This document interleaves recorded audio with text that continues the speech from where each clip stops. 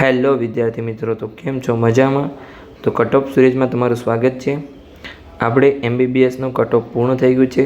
6 video બનાવી અને સંપૂર્ણ માહિતી આપી દીધી છે. આજે આપણે આયુર્વેદિકનું કટઓફ શરૂ કરવા જઈ રહ્યા છીએ.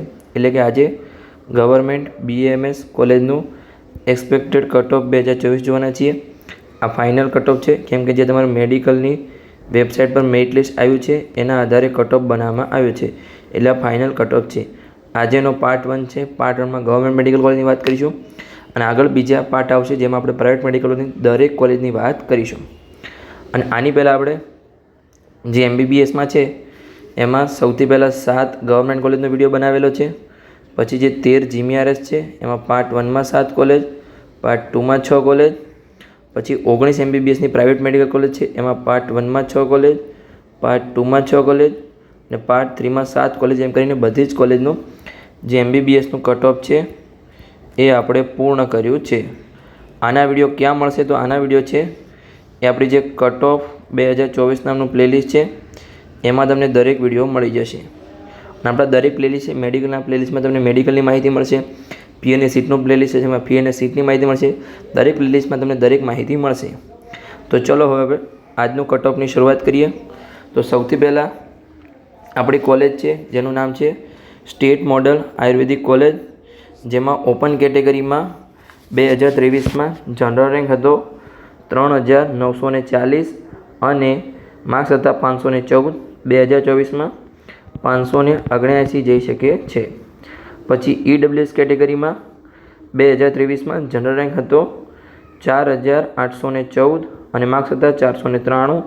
2024માં 562 માર્ક્સ જઈ શકે છે. SCBC OBC કેટેગરીમાં 2023માં જનરલ રેન્ક હતો 4701 અને માર્ક્સ હતા 496. 2024માં 565 માર્ક્સ જઈ શકે છે. SC કેટેગરીમાં 2023માં જનરલ રેન્ક હતો 7540 અને માર્ક્સ હતા 431. 2024માં 509 માર્ક્સ જઈ શકે છે.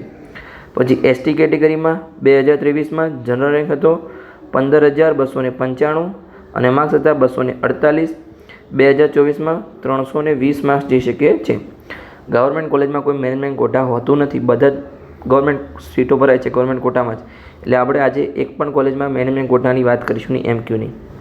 બીજા નંબરની કોલેજ જેનું નામ છે અખંડાનંદ આયુર્વેદિક કોલેજ, જે અમદાવાદમાં આવેલી છે. એની પહેલાં તમને એક અગત્યની માહિતી આપી છે કે આપણે હવે જે આપણી YouTube ચેનલ છે એના પર એક સિરીઝ ચાલુ કરવાની છીએ, જેમાં ઘણા વિદ્યાર્થી અને વાલીના પ્રશ્નો હોય છે કે હોસ્ટેલની ફેસિલિટી કેવી છે, હોસ્ટેલમાં શું ફી છે, બીજી કોલેજની ફી છે, બીજી કેટલા પ્રકારની ફી છે, કોલેજમાં કેવી ફેસિલિટી છે, એની આપણે સંપૂર્ણ એક સિરીઝ ચાલુ કરવાના છીએ. તો તમે આ ચેનલ સબસ્ક્રાઈબ કરી લો અને તમારા મિત્રો સાથે વિડીયોને શેર પણ કરી દો. તો ચલો આપણે બીજા નંબરની કોલેજ શરૂ કરીએ. અખંડાનંદ આયુર્વેદિક કોલેજ, જે અમદાવાદમાં આવેલી છે, જેમાં ઓપન કેટેગરીમાં 2023માં જનરલ રેન્ક હતો 4026 અને માર્ક્સ હતા 512. 2024માં 578 માર્ક્સ જઈ શકે છે.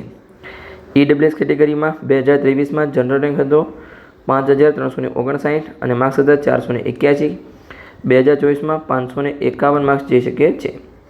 SCBC OBC કેટેગરીમાં 2023માં જનરલ રેન્ક હતો 4875 અને માર્ક્સ હતા 492. 2024માં 561 માર્ક્સ જઈ શકે છે. SC કેટેગરીમાં 2023માં જનરલ રેન્ક હતો 7536 અને માર્ક્સ હતા 432. 2024માં 509 માર્ક્સ જઈ શકે છે. ST કેટેગરીમાં 2023માં જનરલ રેન્ક હતો 15270 અને માર્ક્સ હતા 248. 2024માં 321 માર્ક્સ જઈ શકે છે. આગળની કોલેજની વાત કરીએ, ગવર્મેન્ટ આયુર્વેદિક કોલેજ, જે વડોદરામાં આવેલી છે, જેમાં ઓપન કેટેગરીમાં 2023માં જનરલ રેન્ક હતો 4903 અને માર્ક્સ હતા 492.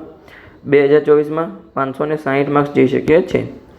EWS કેટેગરીમાં 2023માં જનરલ રેન્ક હતો 5526 અને માર્ક્સ હતા 477. 2024માં 548 માર્ક્સ જઈ શકે છે. પછી SCBC OBC કેટેગરીમાં 2023માં જનરલ રેન્ક હતો 5106 અને માર્ક્સ હતા 487. 2024માં 556 માર્ક્સ જઈ શકે છે.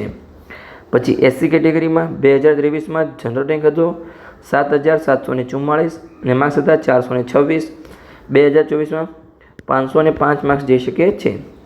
એસટી કેટેગરીમાં 2023માં જનરલ રેન્ક હતો 15,275 અને માર્ક્સ હતા 248. 2024માં 321 માર્ક્સ જઈ શકે છે. આ જે કટ ઓફ છે એ કોલેજમાં છેલ્લી સીટ કેટલા માર્ક્સે ભરાઈ હતી એના કટ ઓફ છે. એટલે પહેલાં અને બીજા રાઉન્ડમાં થોડું કટ ઓફ હાઈ રહી શકે છે, પણ તમને છેલ્લે આટલા કરતાં તમારે વધારે માર્ક્સ હશે એટલે તમને એડમિશન ચોક્કસ મળશે. આગળની કોલેજની વાત કરીએ. ચોથા નંબરની કોલેજ જેનું નામ છે ગવર્મેન્ટ આયુર્વેદિક કોલેજ, જે જૂનાગઢમાં આવેલી છે. જેમાં ઓપન કેટેગરીમાં 2023માં જનરલ રેન્ક હતો 5,086 અને માર્ક્સ હતા 487. 2024માં 557 માર્ક્સ જઈ શકે છે. ઈડબ્લ્યુએસ કેટેગરીમાં 2023માં જનરલ રેન્ક હતો 5,466 અને માર્ક્સ હતા 479. 2024માં 549 માર્ક્સ જઈ શકે છે. એસસીબીસી ઓબીસી કેટેગરીમાં 2023માં જનરલ રેન્ક હતો 5,507 અને માર્ક્સ હતા 477. 2024માં 449 માર્ક્સ જઈ શકે છે. અહીંયા તમે જોઈ શકો છો લાસ્ટ યર આ રેન્ક પર 2 માર્ક્સનો ડિફરન્સ હતો અને અહીંયા 1 માર્ક્સનો ડિફરન્સ નથી. તમે જોઈ શકો છો કટ ઓફ કેટલું ગીચ છે.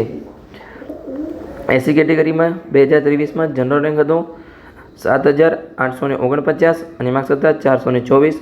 2024માં 502 માર્ક્સ જઈ શકે છે. એસટી કેટેગરીમાં 2023માં જનરલ રેન્ક હતો 15,521 અને માર્ક્સ હતા 243.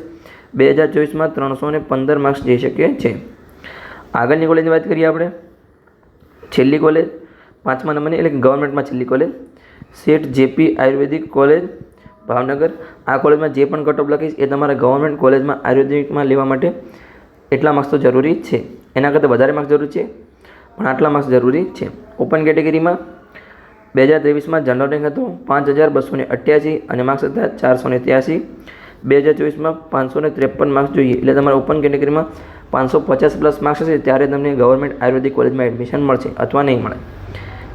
ઈડબ્લ્યુએસ કેટેગરીમાં 2023માં જનરલ રેન્ક હતો 5,622 અને માર્ક્સ હતા 475. 2024માં 546 માર્ક્સ જઈ શકે છે.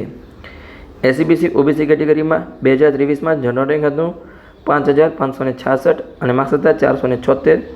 2024માં 547 માર્ક્સ જઈ શકે છે. પછી એસસી કેટેગરીમાં 2023માં જનરલ રેન્ક હતો 7,915 અને માર્ક્સ હતા 422. 2024માં 501 માર્ક્સ જઈ શકે છે. એસટી કેટેગરીમાં 2023માં જનરલ રેન્ક હતો 15,559 અને માર્ક્સ હતા 242. 2024માં 314 માર્ક્સ જઈ શકે છે. તો અહીંયા હું તમને કહું છું તમારે મિનિમમ આયુર્વેદિકમાં ગવર્મેન્ટ કોલેજમાં એડમિશન લેવું હોય તો ઓપન કેટેગરીમાં તમારે 550+ માર્ક્સ લાવવા પડશે.